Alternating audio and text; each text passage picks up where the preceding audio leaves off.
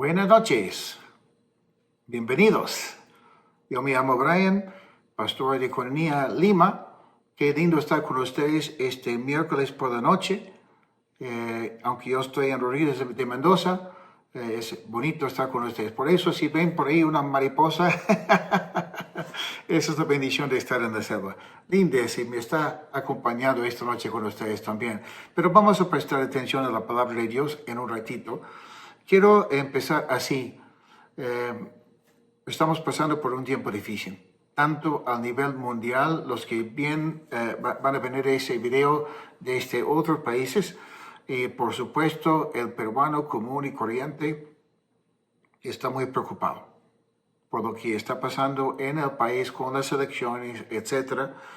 Y quiero recordarles algo, es una lucha para nosotros en tiempos así, recordar que nuestro gozo que tenemos en el Señor nos fortalece, porque es el gozo del Señor, no es nuestro gozo, pero Él nos da su gozo y eso cambia nuestra perspectiva, porque nuestro Dios es eterno. Servimos a Cristo, quien es Rey de Reyes y Señor de Señores. Podemos confiar en Él y su palabra es eterna también. Si alguien entiende lo que significa vivir en tiempos difíciles, es Jesús, que vino en un tiempo a un mundo romano, siendo judío, parte de un pueblo que estaba sujeto a los romanos, y tantas cosas feas y tanto pecado en el tiempo cuando vino Jesús y logró la victoria para nosotros y el perdón del pecado cuando murió en la cruz y resucitó.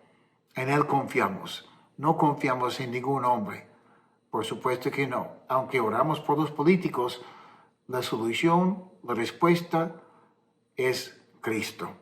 Por eso vamos a empezar esta noche con una oración y por supuesto, mientras estoy enseñando, si están viendo ese video en vivo, les invito, si necesitan oración para algo específico, escribir en un comentario sus peticiones de oración y hay personas que van a ver el video de Economía y van a estar orando por ustedes. Si ven el video, no en la hora de que lo publicamos, sino más tarde, mejor sería publicar o escribirnos por inbox con su petición e igual vamos a estar orando por ustedes. Tenemos no sé cuántas reuniones de oración a través de la semana. Tenemos gente que siempre está orando y sería para nosotros un gran placer orar por ustedes, ¿ok? Pero vamos a empezar con oración en este momento. Jesús, gracias por estar con nosotros. Gracias por tu Espíritu Santo. Gracias por la salvación que tenemos en ti. Gracias porque tu palabra es eterna. Podemos confiar en ella. Pedimos, Señor, que podamos alejarnos un poco de nuestra preocupación en este momento para que podamos sentarnos en tu mesa y para que tú nos alimentes a nuestro alma. Pedimos, Señor, comprensión, entendimiento y más que todo que nos hables. Te lo pedimos en el nombre de Jesús. Amén. Muy bien, Génesis capítulo 3, versículo 22 es donde empezamos con el título esta noche, el fin de Edén. Hemos visto en los versículos anteriores, en nuestras enseñanzas anteriores, cómo Adán y Eva pecaron y hemos visto ya una gran parte de la consecuencia en sus vidas de Adán y Eva y por supuesto la consecuencia, el castigo para la serpiente.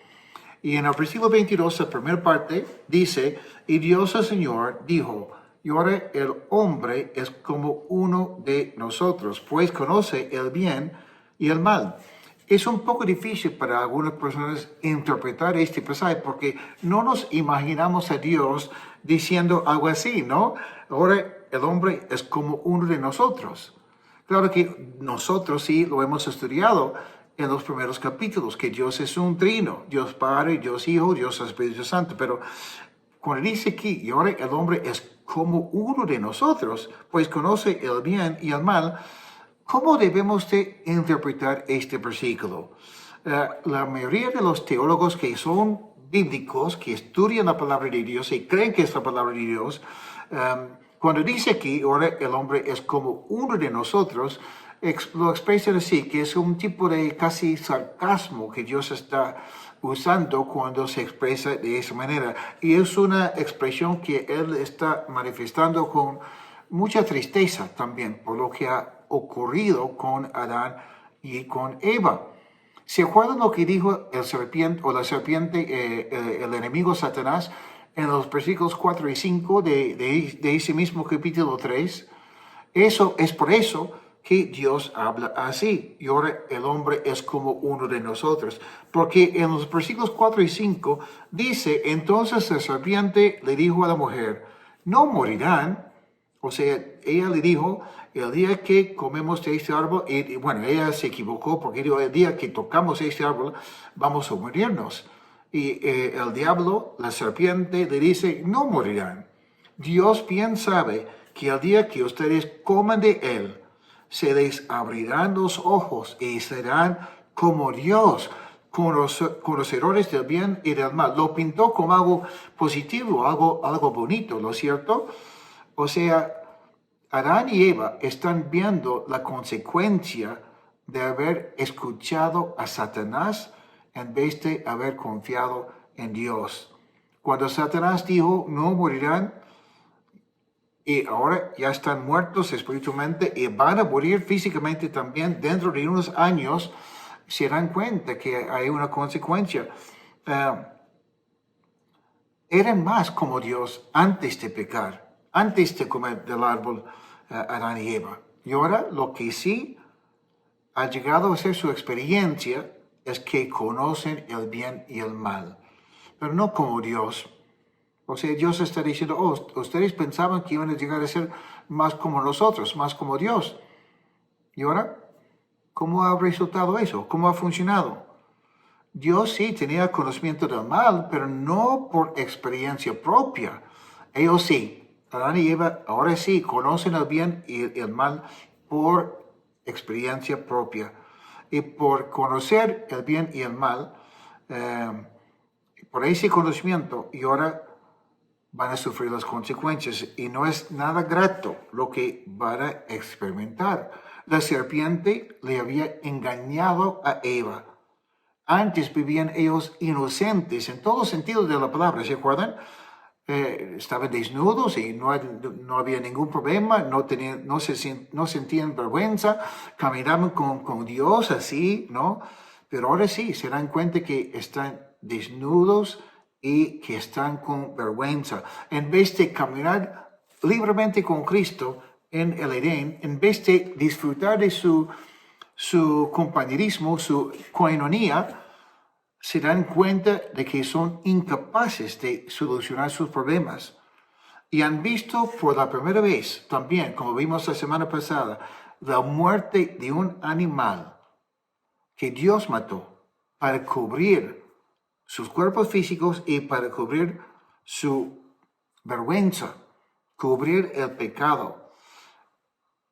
Y al pronunciar la frase, y ahora el hombre es como uno de nosotros, pues conoce el bien y el mal, y saber que es obvio que ellos escucharon lo que Dios dijo, Dios está dándoles a ellos la oportunidad de darse cuenta de lo que realmente ha pasado. Y Dios les está diciendo, arrepiéntanse. ¿Ok? En vez de olvidarme de ustedes, Dios les dice, en vez de rechazarles, yo les he buscado. En vez de pensar, ok, mira, están con vergüenza, mejor que se quieren así, Dios ha visto su vergüenza y ha cubierto sus cuerpos sacrificando un animal porque Dios todavía les tiene mucha compasión y mucho amor. Ellos ni siquiera habían consultado a Dios cuando entraron en duda acerca de lo que la serpiente les había dicho. Mira, lo lógico sería, Dios, una pregunta. Yo estaba conversando con una serpiente y la serpiente me dijo, pero en vez de consultarle, en vez de darle a Dios la oportunidad, comieron así nomás.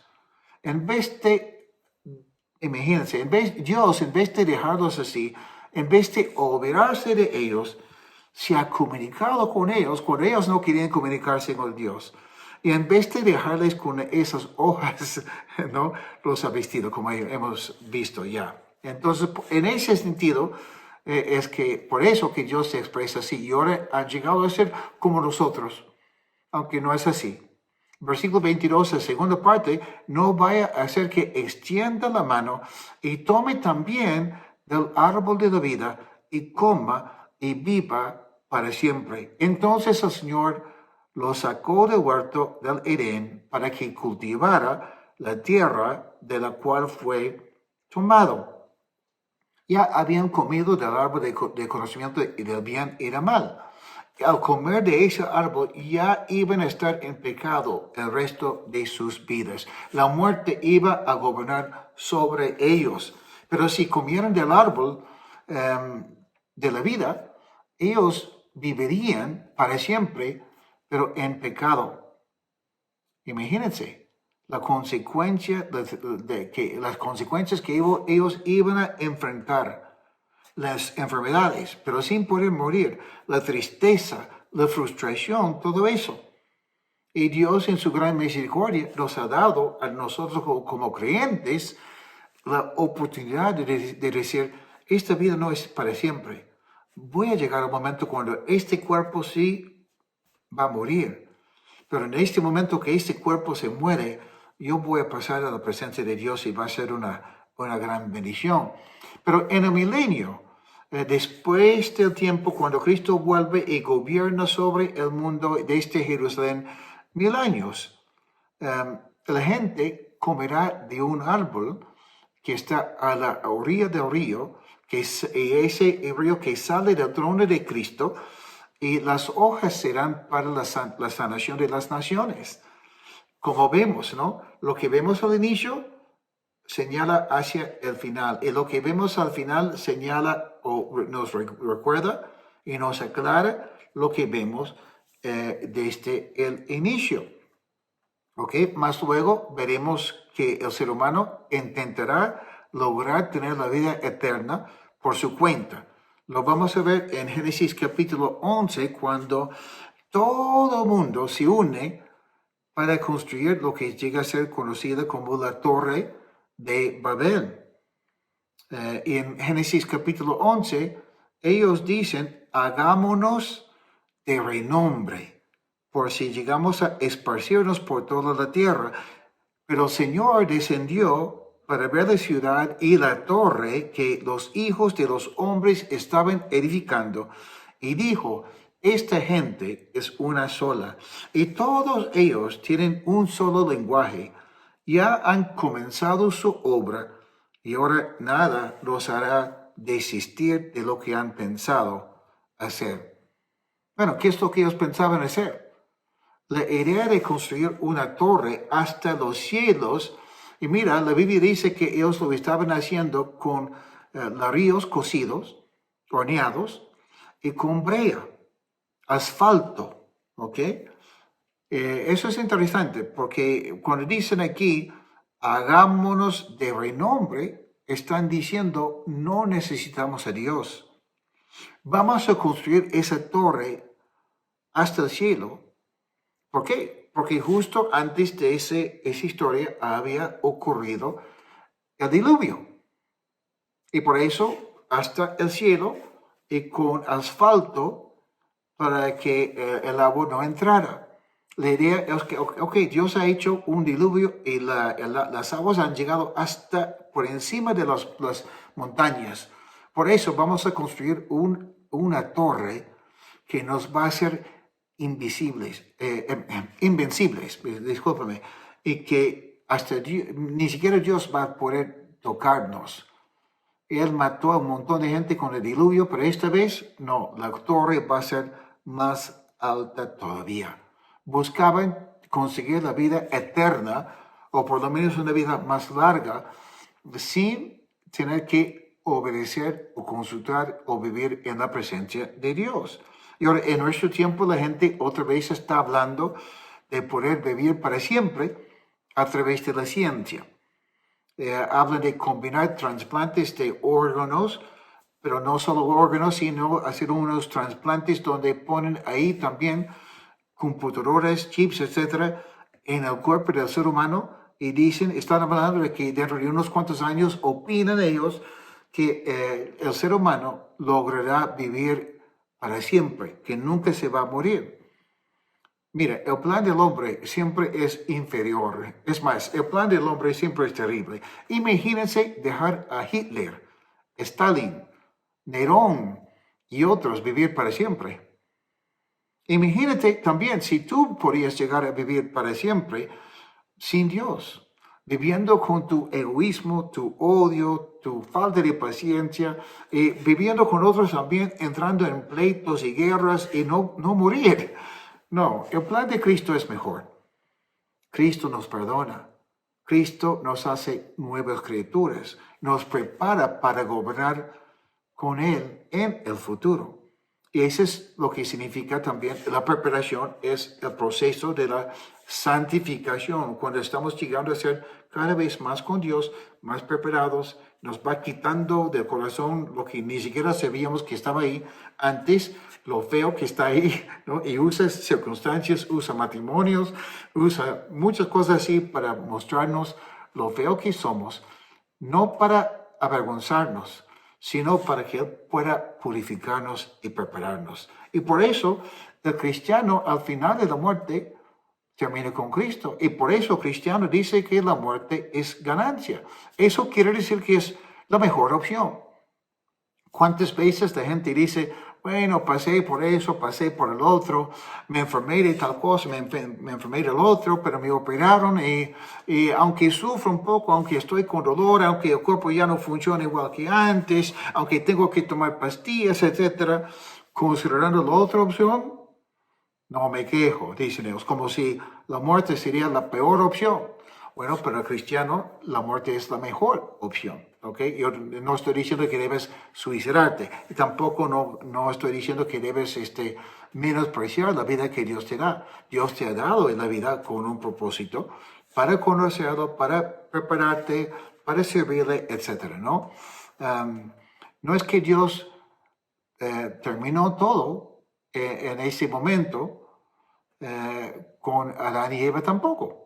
Por eso, aunque han pecado, aunque han comido del árbol, aunque están sufriendo ya unas consecuencias, ellos tienen que multiplicar todavía.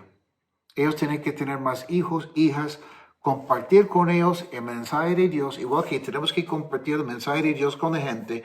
Pero en el caso de Eva, y a través de Abraham, Isaac, Jacob, los otros que están en la línea, tiene que llegar el Salvador, que es Cristo, por supuesto que sí. En nuestro caso, estamos con vida en este mundo todavía para servirle, para alabarle, etcétera, como hemos dicho, ¿ok? Y ahora, el título, el fin de Edén. El fin de Edén, versículo 23. Génesis 3, versículos 23 y 24 también. Vamos a llegar a 24 en un ratito. Dice, entonces el Señor lo sacó del huerto de Edén para que cultivara la tierra de la cual fue tomado. Versículo 24, echó fuera al hombre y al oriente del huerto de Edén puso querubines y una espada encendida que giraba hacia todos lados para resguardar el camino del árbol de la vida.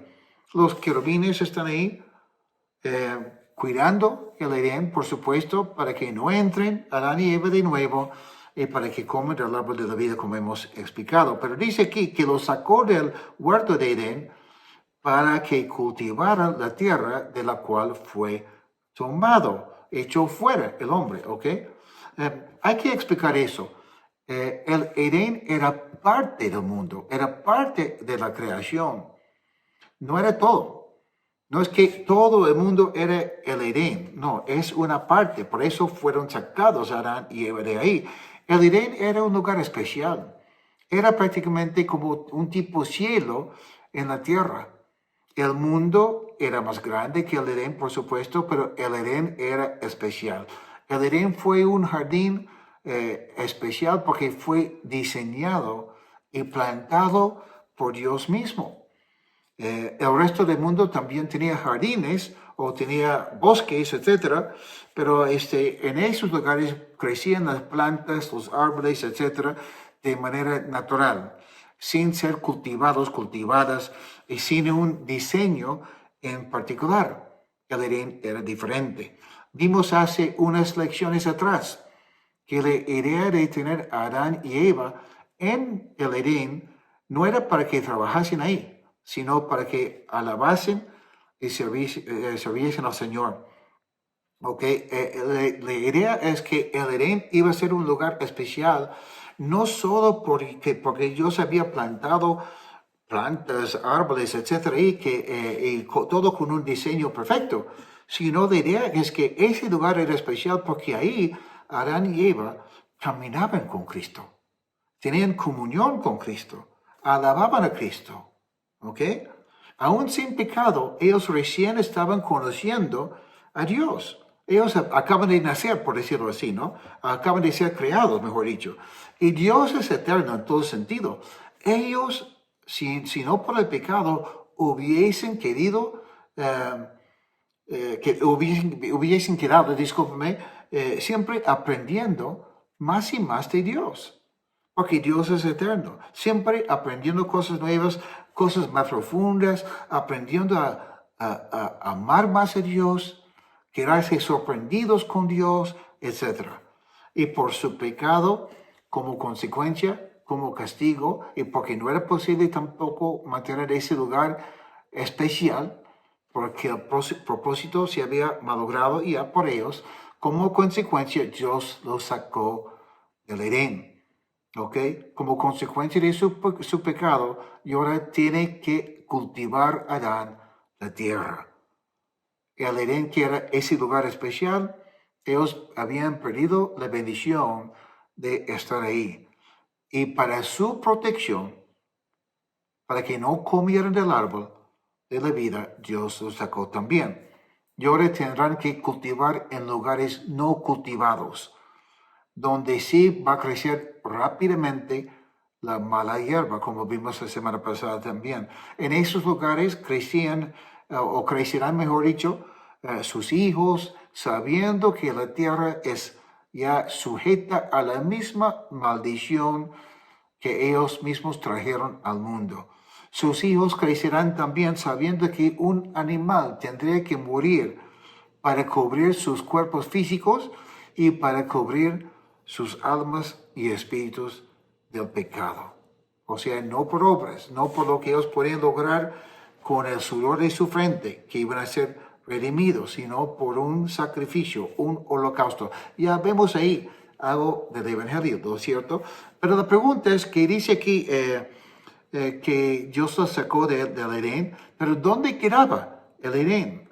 Versículo 24 dice, echó fuera al hombre y al oriente del huerto de Edén puso querubines, ¿ok? Entonces, dice aquí, al oriente del huerto de Edén es donde fueron expulsados ellos. O sea, para ellos el Edén quedaba al este, ¿no es cierto? Pero ¿el este de dónde? Buena pregunta, ¿no? En Génesis capítulo 2, versículos 10 al 14, dice la palabra de Dios, de Edén salía un río que regaba el huerto y de ahí se dividía en otros 4 ríos. Uno de ellos se llama Pisón y es el que rodea toda la tierra de Havilá, donde hay oro. El oro de esa tierra es bueno y ahí también hay bedelio y ónice. ¿Ok? Versículo 13. El segundo río se llama Gihón. Es el que rodea la tierra, toda la tierra de Cus. Y el tercer río se llama Irekel. Y es el que corre al oriente de Asiria. El cuarto es el Eufrates. Un río salía de Edén. Y ese río se partía en 4 ríos, dice aquí, ¿no? Entonces, al conocer la ubicación de esos 4 ríos, sí podemos tener una idea de dónde quedaba el Edén, pero no podemos decir con exactitud dónde quedaba. porque no es exactamente donde están esos 4 ríos, sino el río que alimenta a esos 4 ríos. Y obvio que pasando los años, los ríos cambiaban de su curso debido a diferentes factores. Por ejemplo, las lluvias, las modificaciones quizás hechas por los seres humanos, erosión, etc. Pero el gran cambio que hubo desde aquel tiempo hasta hoy es el cambio que hubo cuando llegó el diluvio a todo el mundo. ¿Ok? Ese es el cambio grande que ocurrió después del tiempo de Adán y Eva y cuando ellos fueron sacados del Edén. ¿Ok? Pero ¿cuál es la información que nos da la Biblia aquí? El río Pisón dice que rodea la tierra de Havilá. Bueno, ahí no hay mucha información para nosotros, honestamente. El río Gihón rodea la tierra de Cus. Se piensa que Cus es la parte al norte de África, Etiopía, etcétera, más por ahí, ¿ya? El río Hiddekel, que también es conocido como el río Tigris, que corre al oriente de Siria, y el Éufrates. ¿Okay? Entonces, el río Tigris y el río Éufrates de hoy quizás no son ni los mismos ríos que existían en ese tiempo mencionados en Génesis. Pero para mí es más probable que sí, que son los mismos ríos, pero su ubicación, por supuesto, ha cambiado por los factores que acabo de mencionar. Lo curioso es que Hiddekel, que es Tigris, dice que corre al oriente de Siria. ¿Okay? A mí me parece que por lo menos Moisés identifica el río como el mismo río de antes. ¿Okay? Lo que sí podemos decir con certeza es que el Edén no estaba ubicado en Inglaterra o Francia o Montevideo o Cusco o Mar del Plata o Tokio tampoco, ¿no? Estuvo en el Medio Oriente. Y ahora llega la parte interesante para mí, por lo menos. Cuando estudiamos otros pasajes de la Biblia, que esos otros pasajes nos dan pistas acerca de lo que no solo estaba pasando, lo que había pasado en cuanto a la ubicación del Edén, sino hablan del futuro también. ¿Ok? El inicio habla del fin. Como siempre digo, cuando estudiamos el fin o el inicio, aprendemos un montón cuando comparamos las dos cosas. Y por supuesto lo que queda en medio también. Y ahora, si quieren buscar en sus Biblias, Ezequiel capítulo 28, vamos a leer versículos 12 al 16. Y ahí vamos a ver más o menos un poco, vamos avanzando para ver exactamente dónde quedaba el Edén según Brian. Seguramente hay personas que van a decir que no es así. Ustedes tienen el derecho de decidir estudiar por su cuenta. Por supuesto que sí. Tampoco no estoy diciendo que si tú no crees como yo creo en este aspecto que no vas a ir al cielo, nada por el estilo. Pero es interesante estudiar la palabra de Dios en cuanto a cosas así. Ezequiel capítulo 28, los versículos 12 al 16. ¿Ok? Dice aquí, hijo de hombre, dedícale un lamento al rey de Tiro, y dile de mi parte, tú, tan lleno de sabiduría y de hermosura, tan perfecta, eras el sello de la perfección. Y vamos a ver que, aunque habla del rey de Tiro, también está hablando a la vez de la serpiente, de Satanás, porque dice, estuviste en el Edén. Obvio que el rey de Tiro no estaba en el Edén, no estuvo en el Edén. Estuviste en el Edén, en el huerto de Dios. Tus vestiduras estaban adornadas con toda clase de piedras preciosas, cornalina, topacio, jaspe, crisólito, berilo, ónice, zafiro, carbúnculo, esmeralda y oro. Todo estaba cuidadosamente preparado para ti en el día de tu creación. A ti, querubín grande y protector, yo te puse, esa es la parte también interesante que estuvo en el Edén, y dice, yo te puse en el santo monte de Dios, ahí estuviste. Ahora hay dos opciones. O está hablando de dos lugares distintos o está hablando del mismo lugar. Vamos a ver. Te paseabas en medio de las piedras encendidas desde el día en que fuiste creado y hasta el día en que se halló maldad en ti. Eras perfecto en todos sus caminos, pero por tantos negocios que hacías te fuiste llenando de iniquidad y pecaste. Por eso, querubín protector, yo te expulsé del monte de Dios y te arrojé lejos de las piedras encendidas. Obvio que nuestro estudio esta noche no se trata de Ezequiel, por eso no voy a explicar todos los detalles aquí, pero vemos aquí, primero que la serpiente y Satanás estaba en el Edén, estaba también en el monte de Dios y fue expulsado del monte de Dios por su desobediencia, ¿no es cierto? Bueno, la parte del Edén sí entendemos. Satanás estuvo en el Edén. Luego dice que Satanás fue expulsado del monte de Dios. Muchos suponen que cuando dice el monte de Dios que se refiere al cielo.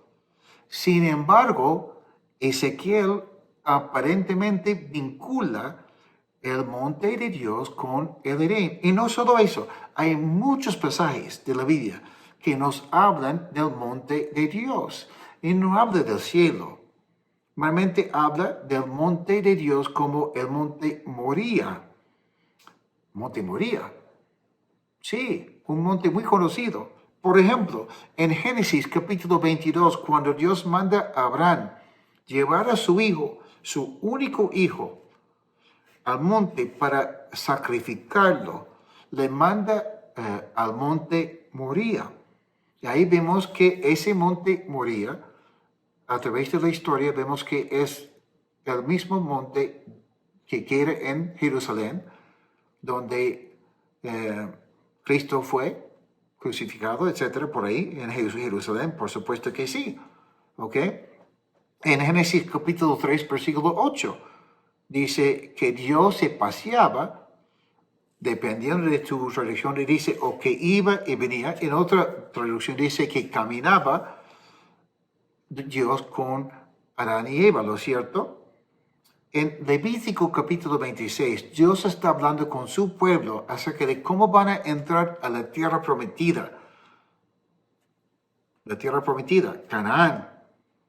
Y si ellos obedecen al Señor, en el versículo 12 de Levítico 26 dice, andaré entre ustedes. Dios está hablando, andaré entre ustedes, yo seré su Dios y ustedes serán mi pueblo. Son las mismas palabras en hebreo que se usa en Génesis 3, 8, cuando dice que Cristo se paseaba, o iba y venía, o que caminaba, o andaba. Son las mismas palabras en Génesis 3 como en Levítico 26, cuando Dios dice que Él va a andar con su pueblo en la tierra prometida. Y ahora en Génesis capítulo 2, volviendo un poco más atrás todavía, en el versículo 15, dice, Dios dijo, Dios el Señor tomó al hombre y lo puso en el huerto de Edén para que lo cultivara y lo cuidara. Para que lo cultivara y para que lo cuidara. La frase cultivar y cuidar no aparece así nomás en la Biblia. Pero en Números, cuando Dios da instrucciones acerca de cómo ministrar en el templo, sí aparece esa misma frase. ¿Ok? La entrada al Edén y la entrada al templo, en ambos casos, estaba al lado este. ¿Ok? Por eso, cuando Dios expulsa a Adán y Eva, los expulsa hacia el oeste. En ambos casos, la entrada llegó a ser la salida por la desobediencia. Eso es para pensarlo, ¿no? Tanto en la casa de Adán y Eva y luego con el pueblo de Dios. Tanto sí que cuando Cristo regrese a Jerusalén para gobernar, entrará por la puerta este. En este momento la puerta La puerta este está cerrada. Y con él entrarán los santos, los que se han muerto, que van a volver con él, como tú y como yo, si somos creyentes. Entonces ya entendemos. Bueno, a mi parecer, parece que el Edén fue ubicado en lo que luego llegaría a ser conocido como la ciudad de Jerusalén, y que la parte central del Edén es donde fue ubicado, construido el templo. Jerusalén, la ciudad de David, la ciudad del templo, la ciudad que Dios amaba. Y ahora entendemos por qué Dios ama tanto a Jerusalén, porque es en Jerusalén que Dios recuerda, hablando humanamente, del Edén. Y cuando llegue Jesús, iniciará a no solo una nueva Jerusalén, sino un nuevo Edén. ¿Ok? Entonces yo opino, tienen el derecho de pensar diferente, por supuesto que sí, pero yo creo que la Biblia por lo menos nos da unas pautas de que el Edén, Jerusalén, es el mismo lugar. El Evangelio también en Génesis 4 es lo que vamos a ver en este momento. Vamos a empezar a estudiarlo esta noche. Y Dios mediante el día sábado de esta semana, a las 7, vamos a seguir con nuestro estudio de Génesis 4. ¿Ya? Y después a las 8 vamos a tener una reunión informativa por aquí, por Facebook, en vivo, en cuanto a la escuela de misiones, que es información muy importante, no solo para aquellos que quieren ser misioneros, porque no se trata de eso, sino va a ser importante para todos ustedes ver esa reunión informativa, preguntar, etc. Pero en esta parte de esta noche, empezando con el capítulo 4 de Génesis, el Evangelio en Génesis capítulo 4 es la historia de Caín y Abel. Claro que ahí también está Eva y Adán, ¿ok? Dice el versículo 1, Génesis 4, 1. Adán conoció a Eva, su mujer, y ella concibió y dio a luz a Caín y dijo, por la voluntad del Señor he adquirido un varón. Después dio a luz a Abel, hermano de Caín. Abel era pastor de ovejas y Caín cultivaba la tierra. Caín significa posesión. Eva pensó que por haber poseído a Caín o por haber logrado tener a un hijo, Caín, que él era la respuesta a lo que Dios había prometido para toda la raza humana, que iba a llegar un Salvador. Sí, Dios había prometido a Eva en específico que a través de su descendencia iba a llegar el Salvador. Y parece que Eva pensó que este hijito varoncito, Caín, era el Salvador, por lo menos al inicio, pero no pasará mucho tiempo y se va a dar cuenta que no es. Es más pecador que respuesta al pecado, ¿ok? Eva se queda decepcionada cuando se da cuenta que Caín no es la respuesta, que no es su primogénito. Pero se queda pensando, quizás será el segundo, y por eso la Biblia habla de Caín y Abel y otros factores también. Por si acaso, Adán y Eva van a tener más hijos e hijas, por supuesto que sí también, pero la Biblia no habla, bueno, va a hablar de un hijo más, de Set, pero normalmente la Biblia no habla de todos sus hijos de Adán y Eva y de las mujeres o sus hijitas. ¿Por qué? Porque habla la Biblia de los personajes principales que tienen que ver con la llegada de Cristo a lo largo de la historia. Habla de aquellos que son importantes para la historia. Eso no quiere decir que no existían otros. Por eso cuando te preguntan, ¿y Caín y Adán, de dónde llegaron sus esposas? Si Adán y Eva solo tuvieron 3 hijos, Caín, Abel y Set. No, no es así, ¿ok? Sí, se casaron con sus hermanas. En ese tiempo era lícito porque no había otra opción. Y hay otros factores también, ¿ok? Entonces, en estos primeros versículos del capítulo 4 de Génesis, vemos otra equivocación por parte de Eva. Dijo, por la voluntad del Señor he adquirido un varón. En el hebreo, la idea es, yo he participado con el Señor y por nuestra colaboración entre Dios y yo, he adquirido un varón. Eva está tomando crédito. En el hebreo, Ganá ish et Jehová. En vez de decir Ganá o Ganá ish et Jehová, que quiere decir, yo he colaborado con Dios. Hemos llegado a ser amigos con eso. Hemos llegado a ser compañeros en ese gran negocio de la redención del mundo.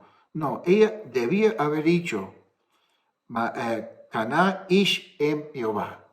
¿Cuál es la diferencia? Es la diferencia entre decir, ok, mi hija Ana está usando una olla para cocinar algo rico. La olla está ahí, pero la olla no está participando exactamente, ¿no? La olla es pasiva. Pero si yo digo, Ana y Priscila, mis dos hijas, están cocinando algo rico, ambas están activas en el proceso. ¿Ok? Mira, Dios está desarrollando su plan de salvación para el mundo. Y Eva está participando, pero de manera pasiva, Eva ni siquiera entiende que está equivocada. Caín no será el salvador de nadie. Es igual con nosotros referente a la salvación, en el sentido que no podemos agregar nada a nuestra salvación. Efesios capítulo 2, versículos 8 y 9, que por si acaso son buenos versículos para memorizar, dice, ciertamente la gracia de Dios los ha salvado por medio de la fe. Y esto no nació de ustedes, sino que es un don, es un regalo de Dios, ni es resultado de las obras para que nadie se vanagloríe. Entonces, cuando somos salvos, no es porque yo he colaborado con Dios. Sí, qué bueno que Dios me tiene a mí. No, es pura gracia. No es por obras en ningún momento. Eva piensa que está logrando la salvación del mundo porque por sus obras, colaborando con Dios. Ella piensa que ella tenía algo que ver con su salvación de ella y con la salvación del mundo. Ella piensa que es fe más obras que le va a salvar. Mira, ni siquiera María, la madre de Jesús, opinó así. La madre de Jesús, María, no pensó que ella estaba siendo partícipe en la llegada del Salvador. En Lucas capítulo 1, los versículos 46 al 49, vemos lo siguiente. Búsquenlo en sus Biblias. Lucas capítulo 1, los versículos 46 al 49. Dice, entonces María dijo, mi alma glorifica al Señor, y mi espíritu se regocija en Dios. ¿Qué dice ahí? Mi Salvador. María, siendo la madre de Jesús, reconoció que ella también necesitaba a un Salvador personal. Versículo 48 dice, pues se ha dignado mirar a su humilde sierva, y desde ahora me llamarán dichosa por todas las generaciones. Grandes cosas ha hecho en mí el poderoso, santo es su nombre. María no toma el crédito en ningún momento por lo que Dios ha hecho. Más bien, ella se quedó sorprendida. Y dice que habla de Cristo como dice, mi Salvador. María, la madre de Jesús, no es mencionada en la Biblia después de Hechos capítulo 1. O sea, es muy, muy importante en la historia de la salvación, porque nos enseña, mira, escúchame bien, María es importante en cuanto a la salvación porque nos enseña que aún siendo tan cerca de Jesús, y Jesús estando tan cerca de ella, que ella también necesitaba a un Salvador. ¿cuánto más nosotros entonces? A mí me sorprenden los católicos en particular que supuestamente aman, veneran a María tanto, ¿no? Ella dijo que la salvación era por gracia y que ella necesitaba a un Salvador. Y ellos piensan que pueden llegar al cielo por siendo buenas personas. Mira, si María no pudo llegar al cielo por ser buena persona y tú piensas que es lo máximo, ¿cómo te quedas? Tú necesitas de Cristo, por supuesto que sí. Y ahora sí, María, como repito, fue muy importante, pero su tiempo pasó y luego llegaron a ser importantes los demás discípulos de Cristo, tanto los apóstoles, incluso otros también. ¿Ok? Bueno, es lo que vemos que Eva se confunde, complica la cosa porque ella piensa que está colaborando con Dios en cuanto a la salvación. Y cuando nace Caín y ella se da cuenta que Caín no es ni un santo, es un pecador, después de dar a luz a Caín, Eva se queda decepcionada. ¿Ok? Caín no era el Salvador. Por eso dice Génesis 4, después dio a luz a Abel, hermano de Caín. Abel es Hebel en el hebreo. Hebel significa aliento, ¿ok? Pero no es cualquier aliento. Es ese aliento cuando uno está frustrado, cuando sufre una decepción o ve la consecuencia de lo que hace y termina haciendo algo así. No es un aliento que, sí, lo puedo hacer. Bueno, lo hice mal, pero esa palabra, Abel, significa aliento, ese tiempo de aliento cuando uno está decepcionado. Por ejemplo, la misma palabra, Abel, se encuentra en muchos pasajes de la Biblia, en particular en Eclesiastés. En Eclesiastés capítulo 1, versículo 2, dice Salomón, vanidad de vanidades. Abel, Abel. Vanidad de vanidades. Todo es vanidad, palabras del predicador. O sea, todo decepciona. Todo te hace respirar como... ¿Ok? Eso sería. Eva da luz por segunda vez, nace Abel y ella está decepcionada. En Proverbios capítulo 22, versículo 8, la primera parte, dice, el que siembra maldad, maldad cosechará. Sará, el que siembra, Sará, Abel. ¿Ok? Esa es la idea. Por eso es interesante a veces estudiar un poco de la Biblia en su idioma original. Cuando Eva ha dado a luz a sus dos hijos primeros, los dos varones, siente que todavía su vida ha sido en vano. Vanidad de vanidades. Todo es vanidades. Ella podría haber sido la inspiración del libro de Eclesiastés. La última parte de Génesis capítulo 4, versículo 2, dice, Abel era pastor de ovejas y Caín cultivaba la tierra. En sí, no hay problema. Dios mandó a Adán, el padre de Caín, cultivar la tierra con el sudor de su frente. Ok, no hay problema. Luego vemos en la Biblia que Booz, que es un tipo de Cristo, en el libro de Ruth, también cultivaba la tierra.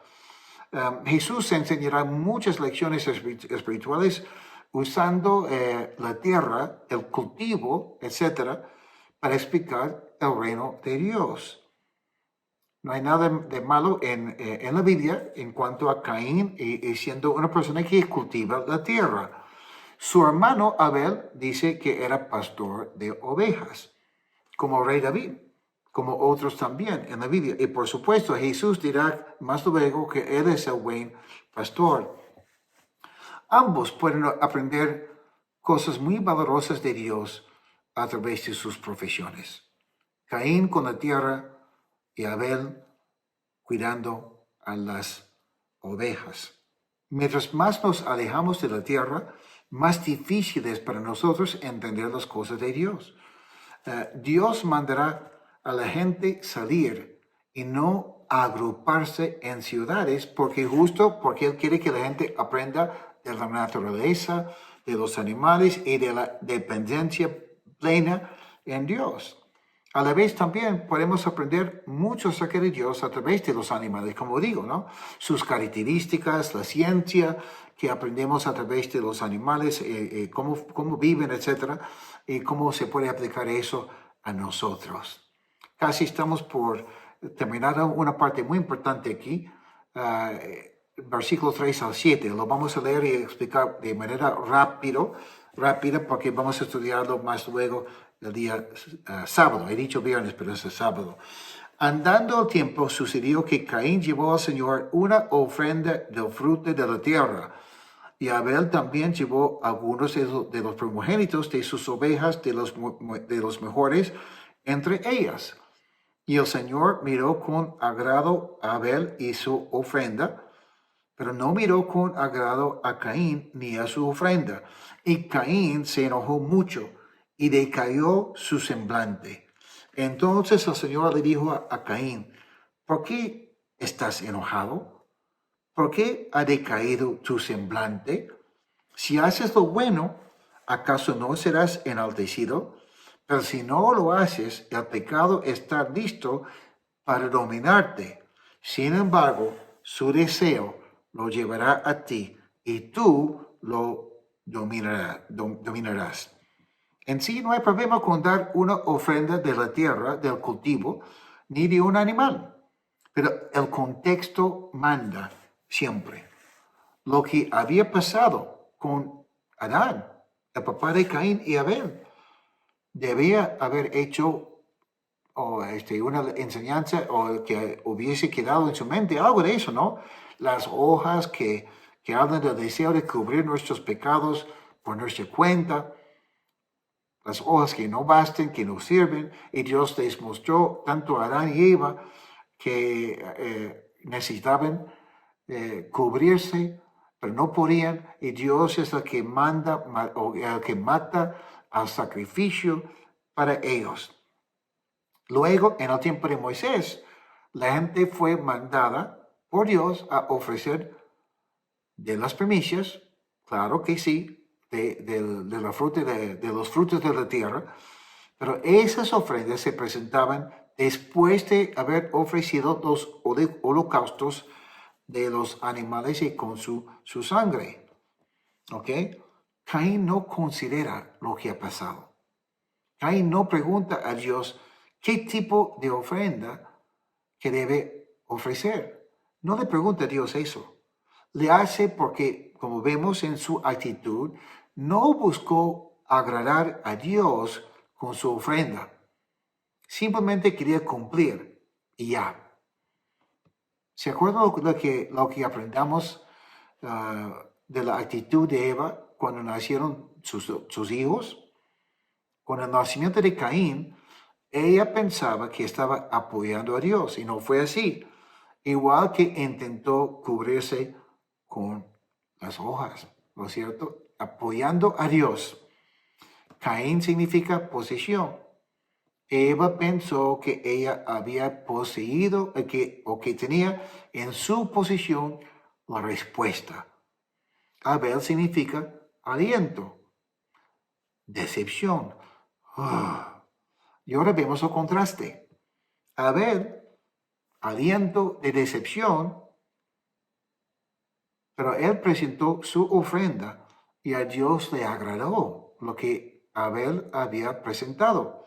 Caín, que supuestamente era la posesión, pero no lo era. Cuando Dios ve su ofrenda, a Dios no le agrada la ofrenda de Caín. Y dice aquí, y Caín se enojó mucho y decayó su semblante. O sea, cambian, ¿no? Caín ahora se parece más a Abel, y Abel se parece más al que es de la promesa.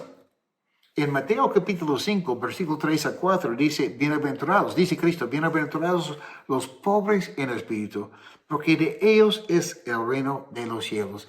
Bienaventurados los que lloran, porque ellos recibirán consolación. Cuando tú no has logrado lo que la gente esperaba de ti, de lo que tus papás o tu familia esperaba de ti, cuando no llegas a la medida que tú esperabas de ti mismo, cuando tu vida ha sido una decepción, tú puedes entender tu necesidad del gran sacrificio de Cristo por ti. Tú puedes entender que es por gracia. Puedes confiar en el gran amor de Cristo por ti. Dios Padre dio a su primogénito por ti. Y ahora Abel también llevó algunos de los primogénitos de sus ovejas, de los mejores entre ellas. No había una ley todavía que le mandaba a Abel presentar lo mejor, ni siquiera un animal. Lo hizo porque había entendido la gracia del Señor. En cambio, Caín no.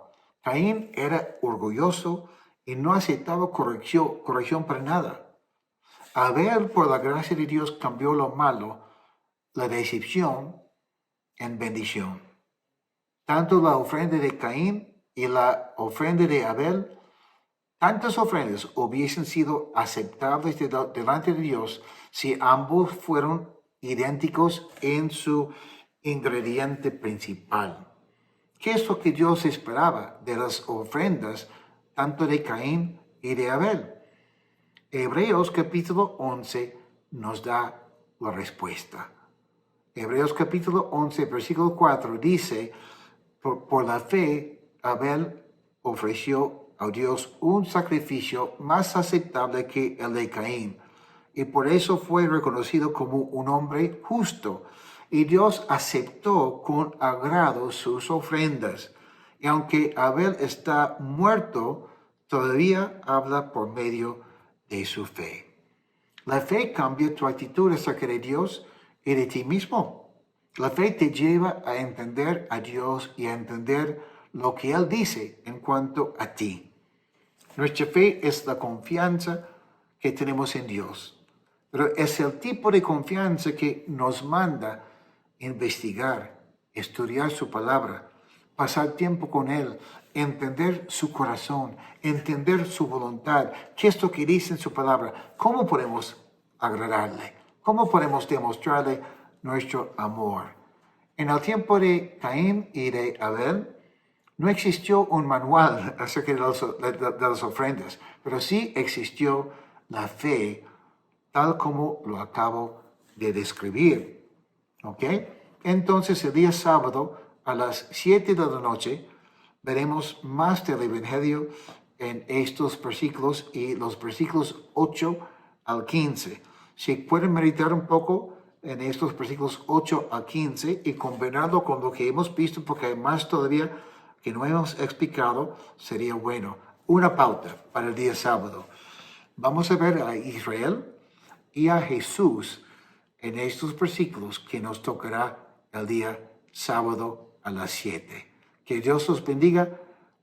Nos vemos el sábado, pero también no se olviden de que el día viernes vamos a estudiar Segundo de Reyes juntos a las 7 de la noche. Cuídense. Que Dios los bendiga.